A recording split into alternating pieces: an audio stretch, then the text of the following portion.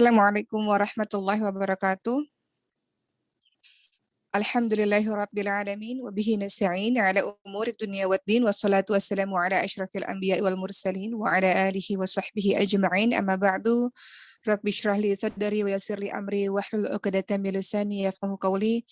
Yang Uma sayangi, ustadzat, para pengajar, para guru-guru di Maskanul Hufat dan juga seluruh santri-santri Maskanul Hufat dimanapun berada. Ada yang di Bogor, ada yang di Bintaro, ada yang di Medan, di Jambi, di Padang, dan di tempat-tempat lainnya. Dan juga seluruh teman-teman yang bergabung pada hari ini. Hari ini teman-teman semua kita akan membahas singkat mengenai resep hati yang bahagia. Kalau seseorang bertanya pada teman-teman semua, apa sih definisi bahagia itu? Teman-teman akan bahagia kalau apa?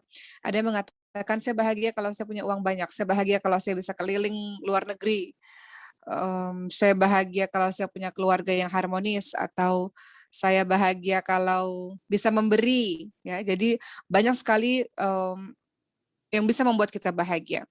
Tapi rata-rata biasanya orang menjawab yang disebut sebagai bahagia itu biasanya hal-hal yang bersifat material. Tapi tahukah teman-teman semua, Rasulullah SAW ingatkan, yang disebut sebagai orang yang bahagia, orang yang kaya, adalah orang yang apa? Dalam hadis riwayat Bukhari Muslim dijelaskan, yang dinamakan orang yang kaya, orang yang bahagia, bukanlah mereka yang memiliki banyak harta atau memiliki kemewahan dunia lainnya.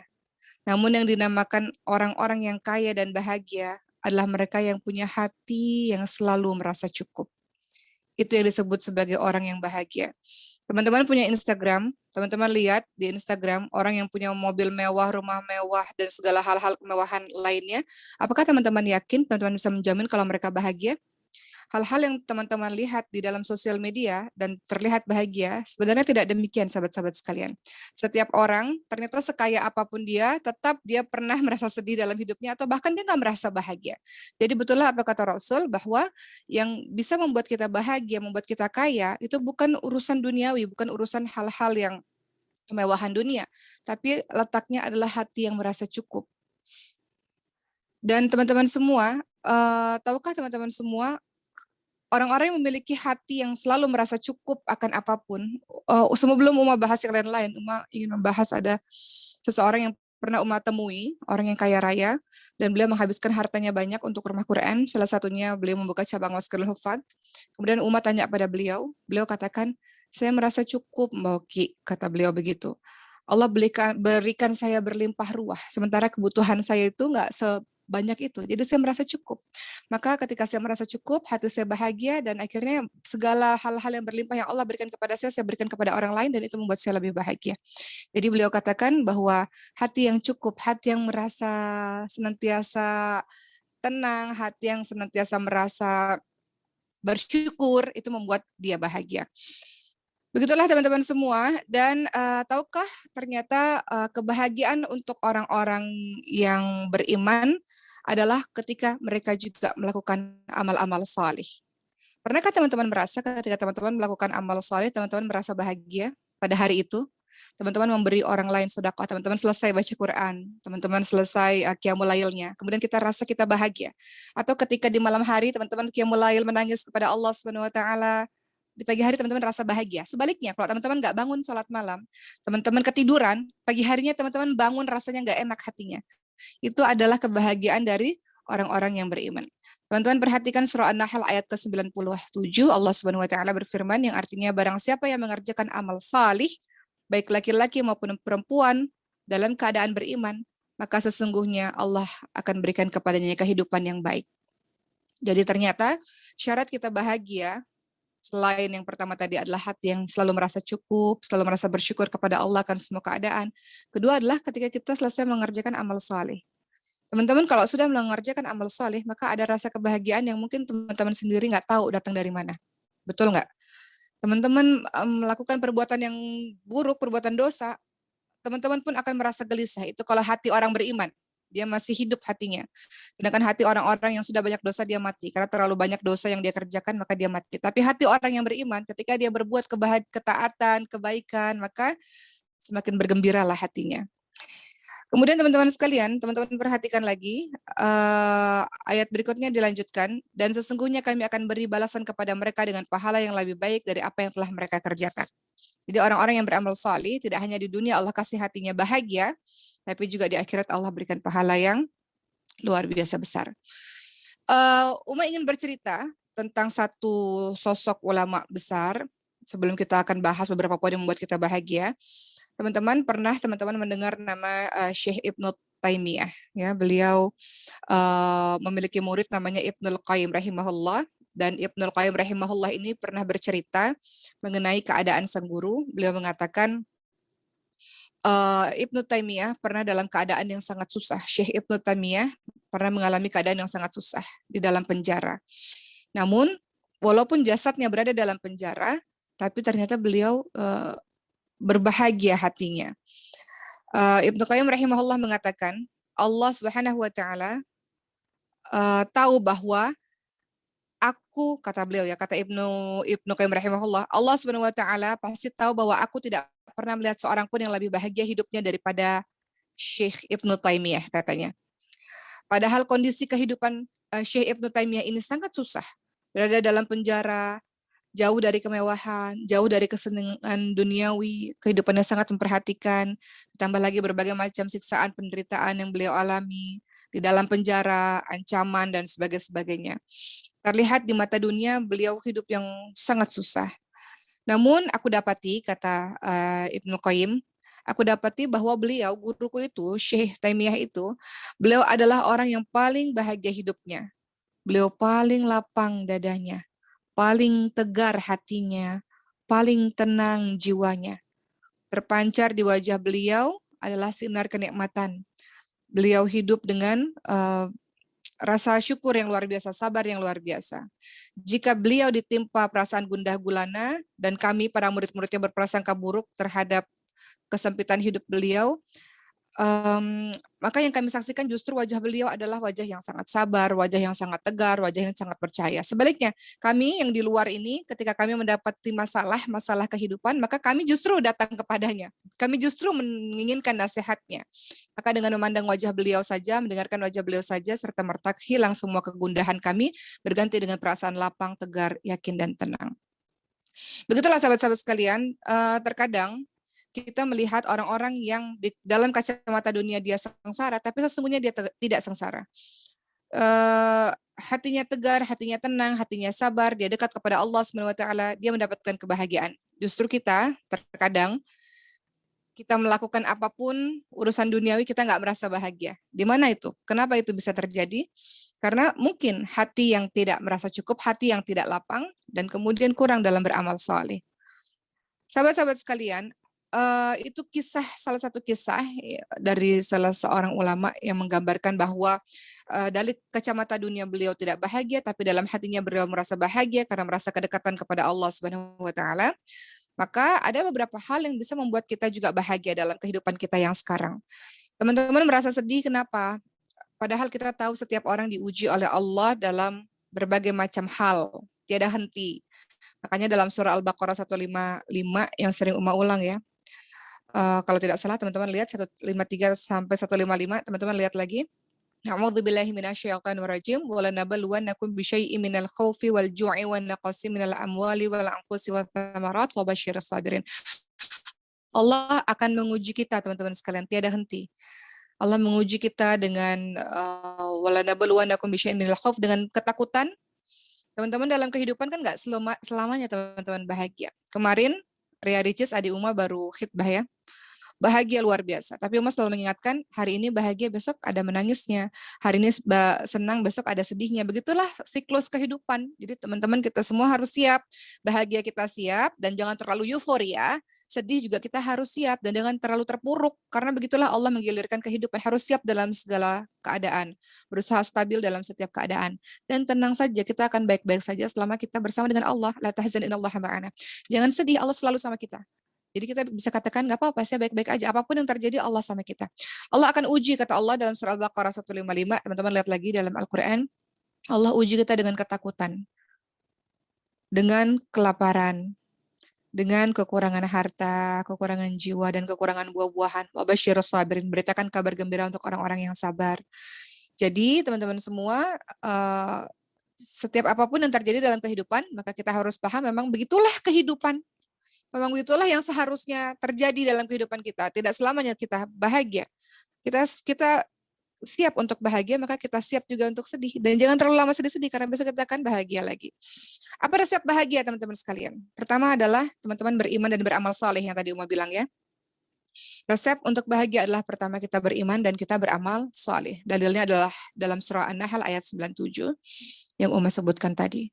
Dengan teman-teman mengerjakan sesuatu dengan penuh keimanan, dengan penuh amal soleh, maka Allah memberikan kebahagiaan hati untuk teman-teman semua.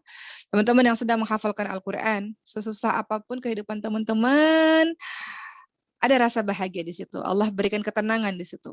Teman-teman yang terbiasa qiyamul lail, terbiasa bangun malam, apapun kondisi teman-teman di siang hari, sesusah apapun, sesedih apapun, teman-teman pasti akan rasa bahagia dan rasa kuat. Siapa yang kasih kekuatan? Allah Subhanahu wa taala. Iman dan amal soleh yang membuat kita bahagia dan menolong kita dalam keadaan sulit. Bukankah kita tahu kalau kita dalam keadaan sulit, ada wasilah amal soleh yang kita bisa ucapkan kepada Allah. Kemarin, Uma baru berangkat ke Masjidil Hufad Medan ya. Di sini ada anak-anak Medan. Dan Uma berangkat bersama Umi Dela, salah satu pengasuh Masjidil Hufad. Dan kami saling bercengkrama di pesawat karena pesawatnya bergoncang. Kata Umi Dela, Uma sering mengalami dalam safari ini pesawat yang bergoncang. Kemudian Uma katakan, iya. Ngeri nggak? Ngeri. Ingat mati tuh. Udah kebayang nih matinya gimana. Terus kalau udah dalam keadaan begitu, apa yang Uma ingat? Atau Uma juga tanya, apa yang Umi Dela ingat? Kemudian kami saling bercerita dalam kondisi safar, dalam kondisi yang sangat merasa bahwa ini akhir hidup. Yang kita ingat adalah amal solih kita kemarin ngapain aja ya. Dan kemudian kami sama-sama saling mengatakan, iya, kalau udah dalam keadaan kayaknya ini hari terakhir dalam hidup, kita langsung membayangkan Maskanul Hufad. Atau amal solih lainnya lah. Ya, ternyata amal solih itu membuat kita tenang, teman-teman sekalian. Karena ketika kita salah satunya dalam keadaan sulit, dalam hadis riwayat muttafaqun alaih ya, kalau kita dalam keadaan sulit sekali, nggak ada yang bisa bantu, maka wasilah agar kita dibuat bahagia oleh Allah, diselamatkan oleh Allah adalah dengan perantara amal solih kita.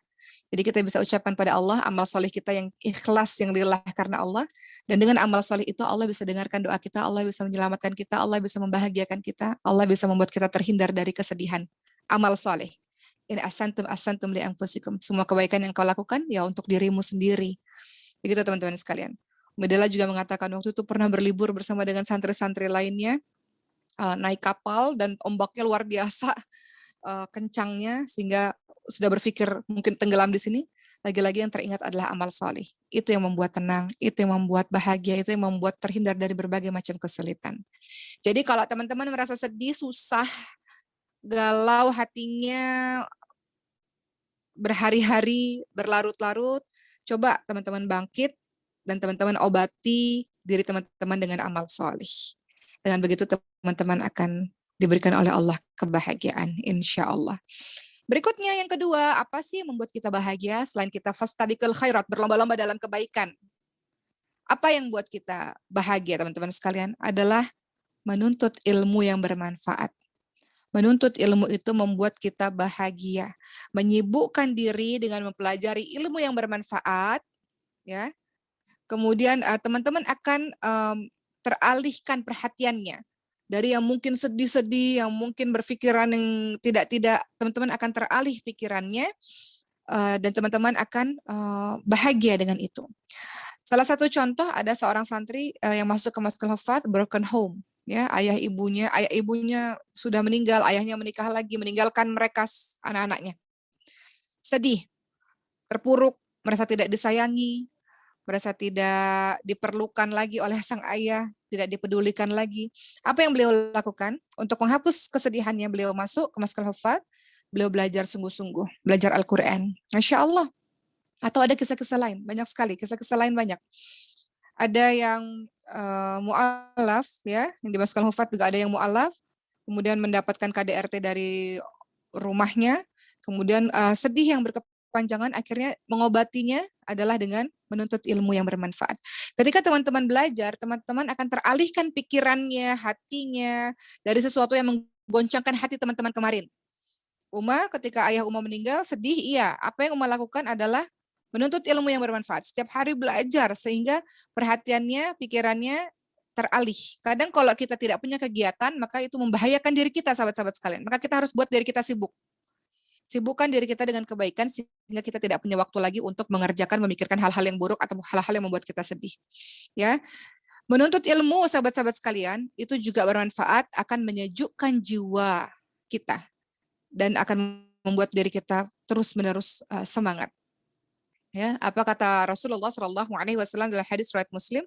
Tidaklah suatu kaum berkumpul di salah satu masjid Allah untuk membaca Al-Quran dan mempelajarinya, kecuali Allah akan turunkan ketenangan, Allah akan berikan rahmat, dikelilingi oleh para malaikat, dan Allah memuji-muji mereka di hadapan para malaikat. Jadi teman-teman, kalau teman-teman sedih, minta kekuatan kepada Allah untuk bisa istiqamah dalam belajar, istiqamah dalam menuntut ilmu. Insya Allah dengan begitu perhatian teman-teman akan teralihkan dengan sesuatu, yaitu dengan ilmu yang penuh cahaya itu. Ketiga, apa yang bisa buat teman-teman bahagia? Yang buat teman-teman bahagia adalah zikrullah, berzikir kepada Allah Subhanahu wa taala. Contoh, Uma pernah melihat di satu video di YouTube seorang ibu, jadi ada seorang anak dan ibu. Anak ini lagi berbicara, beliau YouTuber ya. Kemudian Uma lihat ibunya, bibirnya bergerak terus.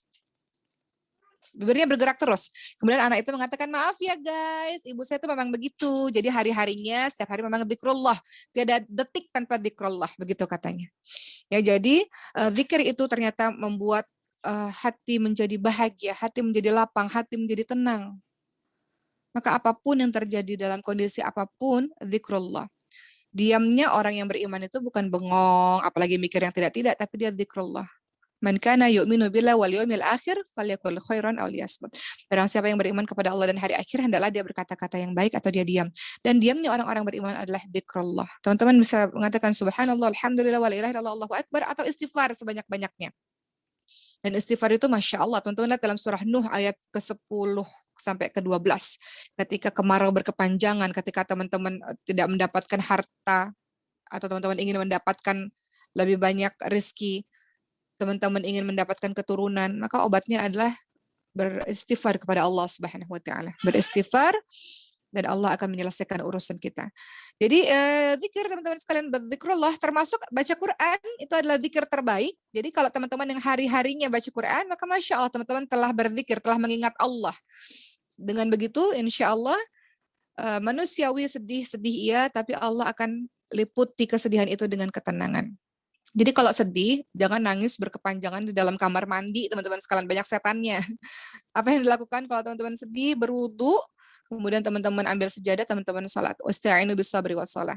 Kalau terjadi apa-apa pada kita, maka kita minta pertolongan kepada Allah dengan sabar, dengan sholat, ya, dengan berzikrullah, dengan mengingat Allah. Dan dalam surah Ar-Ra'd atau Ar-Ra'd ayat ke-28, dalam surah Ar-Ra'd ayat ke-28 ada kalimat a'udzubillahi minasyaitonir rajim, ala bidzikrillah tatma'innul qulub. Ingatlah, hanya dengan mengingat Allah hati kita menjadi tentram. Jadi, teman-teman, Uma ingin bahas juga. Kemarin sempat viral video anak-anak yang menghafalkan Quran ketika mendengarkan musik menutup kuping. Kenapa itu terjadi? Karena orang-orang yang hatinya dipenuhi dengan Quran, dipenuhi dengan zikrullah, secara otomatis dia tidak akan nyaman mendengarkan musik-musik, karena zikrullah setiap detiknya, Masya Allah. Jadi walaupun sebenarnya dia, misalnya kita nih ya, teman-teman sekalian, kita pergi ke sebuah tempat publik, sementara teman-teman adalah seorang penghafal Quran, dan lagunya lagu-lagu yang melalaikan, misalnya lagu-lagu yang mungkin menjauhkan daripada Allah Subhanahu wa taala. Maka secara otomatis di hati kita akan merasa tidak nyaman mendengarkan itu, dan justru dalam hati kita akan sibuk dengan berzikrullah, berzikir kepada Allah Subhanahu wa taala. Dan sahabat-sahabat sekalian, ketahuilah dengan memperbanyak zikir, maka itu mempermudah teman-teman nanti ketika teman-teman Allah takdirkan sakratul maut, salah satu ciri husnul khatimah apa? Yang akhir hidupnya la ilaha illallah. Kenapa dia bisa ucapkan kalimat la ilaha illallah? Padahal sakratul maut dalam kondisi susah. Sakratul maut itu sakit sekali, sahabat-sahabat sekalian, sakit sekali. Dan tidak semua orang bisa mengucapkan kalimat la ilaha illallah. Tapi kenapa ada orang bisa ucapkan kalimat la ilaha illallah? Karena hari-harinya zikrullah. Jadi Allah mudahkan dia mengucapkan kalimat la ilaha illallah. Perbanyak zikir, sehingga tidak ada waktu lagi untuk membicarakan orang lain atau gosip dan sebagainya. Perbanyak zikir sehingga yang keluar dari mulut kita, kalaupun bicara hal-hal yang penting-penting dan baik-baik saja, sisanya adalah zikrullah, zikir kepada Allah. Dan termasuk Al-Quran adalah zikir terbaik yang sudah teman-teman lakukan. Keempat, cara teman-teman bisa bahagia, bersyukur. Banyak bersyukur terhadap nikmat yang Allah berikan. Cara bersyukur gimana? Banyak lihat ke bawah. Ternyata banyak sekali orang-orang yang lebih susah hidupnya daripada kita. Uma sudah contohkan ini berkali-kali ya. Tentang Sulaiman, anak keempat Uma, yang Allah takdirkan terkena mengalami kelainan genetik sindrom Prader-Willi. Intinya adalah waktu 7 hari pertama Uma di rumah sakit, Sulaiman itu dirawat di rumah sakit 2 minggu, sahabat-sahabat kalian, di NICU. Ketika lahir di NICU 2 minggu, Uma baru menyadari betapa luar biasanya arti kita bisa bergerak. Tangan bisa bergerak gini aja itu luar biasa.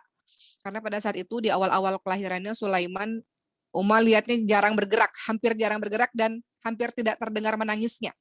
Jadi ketika Uma datang ke rumah sakit, Uma lihat anak-anak di rumah sakit. Pada saat itu Sulaiman di NICU. Uma lihat mereka bisa berteriak, bisa berlari, bisa menangis. Masya Allah, bersyukurlah wahai para ibu-ibu. Kalian punya anak-anak yang sehat. Sementara banyak anak-anak di luar sana yang tergeletak tak berdaya. Gitu ya. Jadi kemudian akhirnya apa yang harus Uma lakukan? Uma melihat di bawah ternyata yang lebih tidak baik kondisinya daripada Sulaiman itu banyak sekali. Jadi bukannya Uma sedih, kan orang-orang tanya, Uma sedih nggak sih ketika Sulaiman dikatakan memiliki kelainan genetik seperti ini, seperti itu? Ya di awal sedih, tapi akhirnya karena lebih banyak melihat ke bawah, banyak sekali anak-anak di luar sana yang nggak bisa duduk, nggak bisa ngangkat kepala, bicara nggak bisa misalnya, atau tangan bergerak nggak bisa, dan sebagainya, justru bukannya sedih, tapi malah bersyukur. Karena masih banyak kondisi yang lebih tidak baik daripada kita. Begitu juga dengan kita, teman-teman sekalian. Bersyukur kepada Allah Subhanahu wa taala karena kondisi kita masih jauh lebih baik daripada kondisi teman-teman lainnya. Dalam hal apapun, dalam hal ekonomi misalnya, masih banyak yang mungkin tinggal tidak punya rumah. Teman-teman masih bersyukur kepada Allah punya rumah. Bersyukur kepada Allah, teman-teman punya kondisi tubuh yang lengkap misalnya. Banyak di antara kita yang di luar sana Allah anugerahi tangannya satu, kakinya satu yang nggak bisa lihat. Wawancara seorang anak yang matanya putih semua, korneanya ketutup gitu ya, nggak bisa lihat dia. Bersyukur kepada Allah. Jangan banyak mengeluh. Kalau mengeluh berarti nggak bersyukur artinya ya. Apa yang kau keluhkan? Sementara nikmat Allah sangat-sangat banyak. Nggak bersyukur itu namanya. Fabi ayyi ala'i rabbikuma tukadziban. Maka nikmat Tuhanmu yang mana lagi yang engkau kita harus banyak bersyukur. Yang engkau dustakan tuh yang mana lagi? Terlalu banyak nikmat Allah. Engkau berkonsentrasi kepada satu kesedihan, berkonsentrasi pada satu keburukan. Padahal nikmat Allah tuh banyak tak terhitung. Tapi kita merasa sedih karena hanya satu kesedihan saja. Sehingga kita membuat lupa. Kita ini lupa dengan begitu banyak nikmat Allah yang Allah berikan kepada kita. Jangan teman-teman sekalian. Dalam surah Ibrahim ayat 7, Allah Subhanahu wa taala ingatkan, A'udzubillahi minasyaitonir rajim, la in syakartum la azidannakum wa la in kafartum inna adzabi lasyadid. Sesungguhnya kalau kamu banyak bersyukur, Allah akan tambahkan nikmat. Kalau kamu nggak bersyukur, kamu mengingkari nikmatku, maka sesungguhnya azab Allah adalah sangat pedih. Banyak bersyukur teman-teman sekalian. Jangan menjadi orang yang meminta dikasihani oleh orang lain. Orang lain kita ini bersedih berlarut-larut, menangis berlarut-larut, terseduh-seduh, mengadukan keterpurukan kita di hadapan Allah Subhanahu wa taala pada saat qiyamul lail misalnya. Tapi di depan orang banyak sedih itu wajar, tapi tidak berlarut-larut. Di depan orang banyak sewajarnya saja. Sebagaimana Nabi Muhammad SAW pernah sedih ketika anaknya meninggal, sedih. Nabi Muhammad SAW sedih ketika anak bayinya namanya Ibrahim dari seorang wanita namanya Maria Kiptiah meninggal dunia. Nabi Muhammad SAW sedih, tapi sedihnya cukup dengan meneteskan air mata saja. Bukan sedih yang berlarut-larut, bukan sedih yang minta dibelas kasihani, bukan sedih yang yang seolah-olah kita paling malang sedunia. Teman-teman sekalian, orang yang paling malang lebih banyak daripada dirimu. Jadi jangan merasa diri kita paling malang sedunia. Tidak perlu, teman-teman sekalian. Jadi syarat atau cara kita bahagia banyak bersyukur. Ingat-ingat nih, kemarin-kemarin Allah sudah kasih kebaikan banyak sekali. Uma sering ceritakan ini, tapi Uma ingin ulang-ulang. Nabi Ayub alaihissalam, teman-teman lihat dalam surah Al-Anbiya ayat 83. Beliau mengatakan, teman-teman lihat ya, Uma lupa kalimatnya, tapi teman-teman lihat di situ ada kalimat wa anta arhamur rahimin. anni masaniyad dur wa anta arhamur rahimin, kata Nabi Ayub. Nabi Ayub ini awalnya adalah orang yang sangat gagah, tampan, harta kekayaan melimpah ruah, seorang pemimpin, seorang nabi, punya anak-anak yang banyak, puluhan tahun. Tapi Allah kemudian dalam sekejap Allah habiskan hartanya, Allah matikan anak-anaknya, Allah kasih penyakit kulit yang begitu mengerikan. Allah membuat seluruh kaumnya meninggalkan Nabi Ayub. Dan sampai istrinya mengatakan, minta sama Allah agar kembalikan itu semua untuk kita. Nabi Ayub mengatakan, saya malu. Kenapa? Karena puluhan tahun kemarin Allah kasih kebahagiaan untuk kita. Kita baru diuji sedikit, jadi jangan mengeluh. Nabi Ayub hanya mengatakan, ya Allah, saya sakit ya Allah. Tapi aku tahu Engkau yang maha pengasih dari semua pengasih. Engkau maha penyayang dari semua penyayang. Begitu. Jadi Nabi Ayub alaihissalam mengajarkan pada kita semua, jangan berkonsentrasi pada satu kesedihan. Kebahagiaanmu lebih banyak yang patut engkau syukuri. Jangan karena satu kejadian membuat engkau sedih berlarut-larut, menghancurkan hari-harimu. Jangan teman-teman sekalian. Jangan karena putus cinta, karena satu orang saja rusak hari-harimu. Jangan teman-teman sekalian. Bangkit dan kemudian banyak yang bisa engkau syukuri untuk membuat engkau bahagia. Kelima, apa cara kita bisa bahagia? Doa. Teman-teman berdoa dengan berbagai macam doa, teman-teman ucapkan saja. Diberikan doa, diberikan kebahagiaan oleh Allah. Doa sapu jagat misalnya, Rabbana atina fid dunya hasanah fil akhirati hasanah wa qina adzabannar. Doa terus-menerus. Senjata umat Islam adalah doa dengan berbagai macam adab-adab doa yang pernah kita bahas sebelumnya. Adab-adab doa itu apa? Teman-teman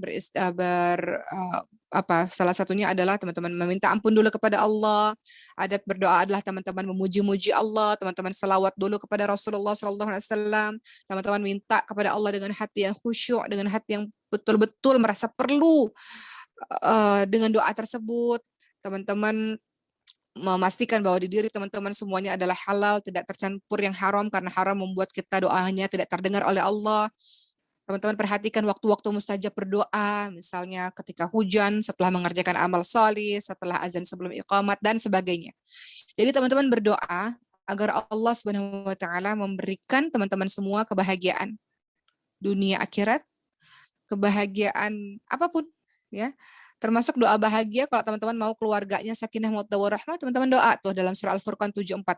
Rabbana hab lana min azwajina wa dzurriyyatina qurrata a'yun waj'alna lil muttaqina imama. Kita doa supaya saudara-saudara kita, keluarga kita, keturunan kita itu menjadi orang yang membahagiakan hati kita, menyejukkan hati kita. Karena terkadang justru di rumah itu yang membuat kita nggak bahagia. Ada orang yang di rumahnya itu bertengkar terus dengan kakak adik. Ada orang di rumahnya itu melihat papa mamahnya, ayah ibunya bertengkar terus. Sedih dia di rumah. Maka doa, banyak doa kepada Allah Subhanahu wa taala agar orang-orang yang kita sayangi, orang-orang terdekat keturunan kita menjadi orang yang membahagiakan diri kita, menyejuk hati kita. Begitu teman-teman sekalian, jadi jangan remehkan doa. Karena Allah mendengarkan semua doa, ya. Ud'uni astajib lakum, berdoalah kepadaku maka akan aku perkenankan kepadamu. Ud'uni astajib lakum. Kemudian yang berikutnya yang teman-teman bisa lakukan adalah tawakal 'ala Allah. Itu yang membuat teman-teman bahagia dan tenang dalam kehidupan. Hati kita bersandar kepada Allah, kita bertawakal kepada Allah, kita tidak menyerah kepada prasangka-prasangka yang buruk. Ya, maksudnya kita jangan mengikuti prasangka-prasangka buruk. Apapun yang Allah takdirkan kepada kita, insya Allah selama kita bersama dengan Allah, semuanya terselesaikan insya Allah teman-teman sekalian. Dalam surah Al-Baqarah 216, semua sangat suka ayat ini. A'udzubillahi minasyaitonirrajim wa 'asa an takrahu syai'a wa huwa khairul lakum wa 'asa an tuhibbu syai'a wa huwa syarrul lakum wallahu ya'lamu wa antum la ta'lamun. Boleh jadi apa yang kamu nggak suka, kan ada nih dalam setiap keadaan. Saya nggak suka keadaan ini ya Allah. Kenapa engkau nggak adil ya Allah? Kenapa ini terjadi kepada saya ya Allah? Kata Allah, boleh jadi apa yang kamu nggak suka itulah yang terbaik untuk kamu. Allah sedang ingin kamu bermunajat kepada Allah. Allah sedang ingin kamu bersabar. Allah sedang ingin melatih kamu untuk kuat, melatih kamu untuk tangguh, melatih kamu untuk menjadi orang yang lebih baik. Maka Allah kasih kesusahan, kata Allah, boleh jadi apa yang kamu nggak suka, itulah yang paling baik untuk kamu. Sebaliknya, boleh jadi apa yang kamu suka, yang kamu idam-idamkan, itu sama sekali nggak baik untuk kamu. Allah mengetahui, manusia tidak mengetahui sama sekali. Jadi bertawakal kepada Allah, bersandar, berserah penuh kepada Allah. Apapun yang terjadi, tugas kita adalah ikhtiar sampai titik darah penghabisan dan berdoa kepada Allah dan tawakal ala Allah. Contoh, kalau mencontohkan dalam kehidupan sehari-hari, dalam kasus Sulaiman ya, dalam kisah Sulaiman. Sulaiman yang tadi mau bilang kelainan genetik Prader-Willi syndrome. Apa yang Ummah lakukan? Bentuk tawakal kepada Allah adalah tugas Ummah sebagai manusia biasa adalah berikhtiar semaksimal mungkin. Maka semaksimal mungkin Ummah menjalankan berbagai macam pengobatan dan terapi-terapi untuk Sulaiman. Jadi Sulaiman sampai hari ini umurnya 10 bulan, tiap hari dia disuntik, teman-teman sekalian. Setiap malam dia disuntik hormon pertumbuhan, karena kelainan genetik ini membuat dia kurang punya hormon pertumbuhan, sementara manusia biasa ini kita punya hormon pertumbuhan nih, sampai kita puber tuh kita punya hormon pertumbuhan, tapi Sulaiman kurang di situ sehingga harus disupport dari luar.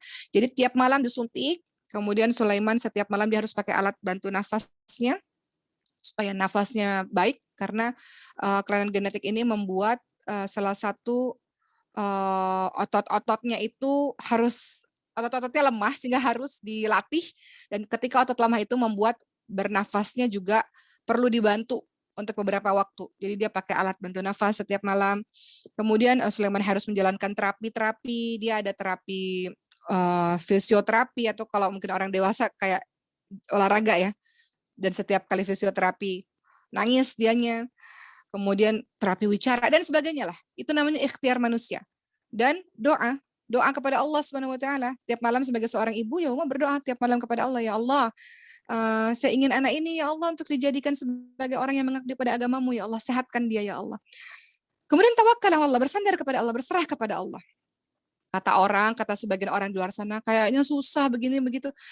Umat tidak mendengarkan itu. Yang umat tahu adalah sebagai manusia biasa, ikhtiar maksimal, doa, dan tawakal kepada Allah, berserah kepada Allah. Apapun yang terjadi, berserah kepada Allah. Yang penting tugas kita adalah sudah kita lakukan dengan semaksimal mungkin. Tawakal Allah, apapun yang terjadi, alhamdulillah, segala puji bagi Allah, atau alhamdulillah ala kulli hal, segala puji bagi Allah untuk setiap keadaan. Tawakal. Begitu pula keadaan teman-teman. Setiap dari kita punya ujiannya masing-masing. Maka bertawakal kepada Allah. Tawakal bukan berarti teman-teman diam nggak melakukan apapun, bukan. Tawakal adalah teman-teman ikhtiar. Tadi mau bilang sampai titik darah penghabisan. Jangan pernah kalah sebelum berperang. Jangan pernah berhenti sebelum engkau melakukan yang terbaik dari dirimu. Lakukan yang terbaik, terus berdoa sungguh-sungguh, dan lihat bagaimana cara Allah membahagiakan kita, teman-teman sekalian. Terkadang kita terkaget-kaget. Tawakal ala Allah ini terlihat juga pada saat Perang Badar tahun 2 Hijriah. Kalau Uma boleh cerita, Uma juga sering cerita hal ini. Bagaimana Nabi Muhammad tahu secara mata manusia umat Islam akan kalah dengan pasukan yang cuma 313 melawan 1000 orang kafir Quraisy. Kalah total, kalah telak, pasti kalah. Tapi yang dilakukan oleh Nabi Muhammad SAW adalah berikhtiar maksimal, mempersiapkan para pasukan-pasukan semaksimal mungkin, kekuatan yang maksimal, dan kemudian berdoa kepada Allah. Ya Allah, tolong ya Allah, besok ini ya Allah Perang Badar nih. Kalau engkau tidak menangkan umat Islam, nanti tidak ada lagi orang-orang yang menyembahmu ya Allah. Itu artinya saking membutuhkan pertolongan dari Allah. Sampai Abu Bakar kan menepuk-nepuk pundaknya Rasulullah. Sudahlah Rasulullah, cukup doanya Rasulullah. Istirahatlah, Allah sudah dengar doa, sudah cukup doanya. Kemudian tawakal. Ketika Perang Badar semuanya berjuang sungguh-sungguh, ditambah dengan doa yang sungguh-sungguh. Bagaimana cara Allah membahagiakan hati orang-orang beriman? Allah kasih pertolongan yang enggak disangka-sangka oleh manusia. Apa itu? Allah kirimkan ribuan para malaikat untuk menolong pasukan Islam di Perang Badar, dan Perang Badar dimenangkan oleh umat Islam. Artinya sahabat-sahabat sekalian, tawakal kepada Allah dan rasakan keajaiban pertolongan Allah yang membuat kita bahagia, dan kita nggak menyangka bahwa Allah memberikan pertolongan itu kepada kita. Jadi tugas kita adalah berusaha terus-menerus. Ada satu video lucu sekali. Jadi ada orang yang dia menggali tanah ya untuk mendapatkan emas. Dia gali, udah lama dia gali, akhirnya dia menyerah, berhenti. Padahal satu kali galian lagi, kan di situ terlihat tanahnya ya, di dalam tanahnya masih ada emas gitu. Padahal satu galian lagi dia sudah dapat emasnya, tapi dia berhenti berikhtiar. Dia berhenti berusaha. Padahal kalau dia gali sekali lagi, dia akan dapatkan emas yang banyak itu. Jadi maksudnya di sini adalah kalau teman-teman ingin bahagia, jangan pernah berhenti untuk berhusnuzon kepada Allah. Jangan pernah berhenti untuk bersemangat. Lakukan yang terbaik yang kita bisa, semampu kita. Dan terus-menerus berdoa kepada Allah. Berserah kepada Allah, lihatlah keajaiban ketika Allah memberikan pertolongan-pertolongannya dalam kehidupan kita. Begitu teman-teman sekalian. Ya, jadi itu adalah 6 poin yang membuat kita bahagia. Ulang lagi poin-poinnya. Yang pertama adalah iman dan amal salih. Dalilnya dalam surah An-Nahl ayat 97. Kedua, menuntut ilmu yang bermanfaat. Ketiga adalah zikrullah dalam surah Ar-Ra'd atau Ar-Ra'd ayat ke-28. Keempat, bersyukur terhadap nikmat yang Allah berikan dalam surah Ibrahim ayat 7. Kelima, berdoa kepada Allah Subhanahu wa taala. Keenam, tawakal ala Allah, dan terakhir ada tambahan dari Ummah bagi teman-teman yang mau bahagia, apalagi teman-teman yang sudah berkeluarga atau bekal teman-teman untuk berkeluarga. Ternyata Rasulullah SAW ingatkan dalam hadis riwayat Ibnu Hibban, ada 4 perkara yang membuat kita bahagia ketika kita berumah tangga. Pertama, pasangan yang saleh atau salihah. Kalau kita mau hidup bahagia, teman-teman sekalian, selektif memilih pasangan sejak awal. Karena pasangan ini yang menentukan surga dan neraka kita, teman-teman sekalian. Makanya kalau teman-teman yang belum menikah, ketika masa ta'aruf, masa pengenalan, betul-betul menanyakan, menginvestigasi calon kita ini. Karena Uma banyak sekali dapat cerita. Saya ta'aruf baru kenal beberapa bulan, dan saya kurang mendalami siapa dirinya. Ternyata ketika menikah KDRT, soleh sih soleh, sholat 5 waktu iya, ngajinya iya, tapi main tangan. Jadi KDRT kepada istrinya misalnya. Ya, jadi hati-hati dengan itu, teman-teman sekalian. Pelajari, kalau teman-teman yang belum menikah, ketika teman-teman sudah mau menikah, pelajari karakter orang tersebut, tanya kepada guru-gurunya, tanya kepada teman-temannya, investigasi betul-betul, sehingga teman-teman mendapatkan pasangan yang soleh dan soleh. Ya, walaupun manusia tidak ada yang sempurna, tapi setidaknya kalau dia takut kepada Allah, maka ketika dia mencintaimu, dia akan memuliakanmu. Kalau dia tidak mencintaimu, dia tidak akan pernah zalim dan tidak pernah kasar kepadamu. Jadi pertama, kalau teman-teman sudah berkeluarga, yang membuat sumber kebahagiaan kita salah satunya adalah pasangan yang salih dan salihah, teman-teman sekalian. Kedua, apa yang membuat teman-teman bahagia ketika teman-teman nanti sudah berkeluarga? Tempat tinggal yang lapang. Tempat tinggal yang lapang. Tempat tinggal yang lapang bukan berarti tempat tinggal yang mewah, besar, bukan. Setiap orang kan punya standarisasinya masing-masing. Tapi yang jelas tempat tinggal yang lapang ini membuat kita bahagia. Jadi untuk para ikhwan, untuk para laki-laki, konsep yang ada di kepala kita adalah untuk para laki-laki berusaha memberikan yang terbaik untuk istri dan anak-anakmu. Istrimu itu sudah dibesarkan dengan penuh kasih sayang oleh orang tuanya. Maka kita masa mau mengajak dia hidup sengsara, kita mau ngajak dia hidup juga bahagia. Jadi teman laki-laki, ayo bagaimana caranya untuk bisa hidup bahagia? Rumah tempat tinggal yang lapang, ya. Walaupun masih ngontrak ataupun masih apa, tapi ada tempat tinggal, ya. Ada tempat tinggal untuk anak dan istri kita, dimanapun itu berada, sehingga mereka merasa tenang, terlindungi berada di tempat itu. Begitu. Kemarin ada pertanyaan dari seseorang, yang betul mahar tuh seperti apa sih? Yang betul mahar itu yang paling murah, yang paling atau yang paling mahal? Yang betul yang mana gitu? Maka jawabannya untuk yang perempuan, mahar itu jangan dibuat susah. Mahar itu kita mudahkan untuk para perempuan, ya. Untuk para laki-laki konsepnya beda. Untuk para laki-laki mahar itu adalah tanda engkau menghormati, menghargai calon istrimu. Maka berikan yang terbaik. Itu konsepnya. Jadi kalau ditanya mahar itu murah atau mahal, beda. Kalau untuk perempuan mensyaratkan jangan mahal-mahal, jangan susah-susah. Tapi untuk laki-laki mahar adalah engkau memberikan yang terbaik untuk calon istrimu itu. Oke, yang kedua tadi syarat kita bahagia adalah tempat tinggal yang lapang. Pastikan ketika teman-teman berumah tangga, anak istri kita mendapatkan tempat untuk berteduh. Ya. Kemudian yang ketiga adalah yang membuat kita bahagia, teman atau tetangga yang baik. Bayangkan kalau teman-teman tinggal bersama dengan tetangga yang membuat hati kita panas. Oma pernah lihat sebuah video, jadi tetangga ini tiap hari itu melempar garam atau melempar apa gitu ke rumah tetangganya. Setiap hari. Jadi tetangganya ini kesel. Atau setiap hari ada juga satu video lain, si ibu ini mengatakan dia punya anak kecil ya, anaknya nangis. Tetangganya yang di sebelah teriak, "Jangan nangis. Berisik." Tuh, bayangin kalau teman-teman punya tetangga yang seperti itu. Bagaimana teman-teman bisa bahagia menjalankan kehidupan? Ya enggak? Ya, jadi teman-teman sekalian, yang membuat kita bahagia adalah teman atau tetangga atau orang-orang sekitar kita yang baik-baik.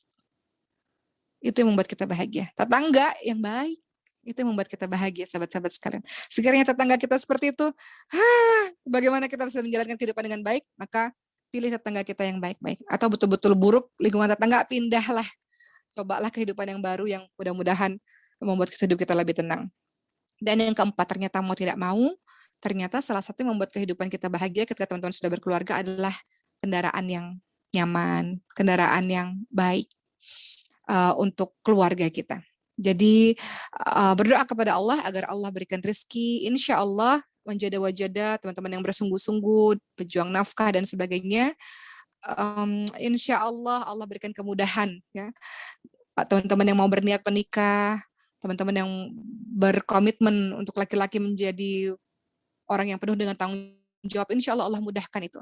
Jadi 4 perkara yang termasuk kebahagiaan ketika teman-teman sudah menikah adalah pasangan yang soleh solehah, tempat tinggal yang baik, teman tetangga yang baik, dan kendaraan yang baik. Begitulah teman-teman sekalian pembahasan pada hari ini. Jadi apapun yang terjadi dalam kehidupan kita, kembali lagi kita berhak untuk bahagia, dan bahagia itu diciptakan. Bahagia itu kita sendiri yang membuatnya. Bahagia itu kita sendiri yang menciptakannya. Jangan rusak hari-hari kita cuma karena 1-2 perkara yang membuat kita sedih. Jangan. Terlalu banyak hal-hal lain yang membuat kita bahagia, amal solih, kebaikan-kebaikan kita pada orang lain sejatinya kembali pada diri kita untuk membuat diri kita bahagia.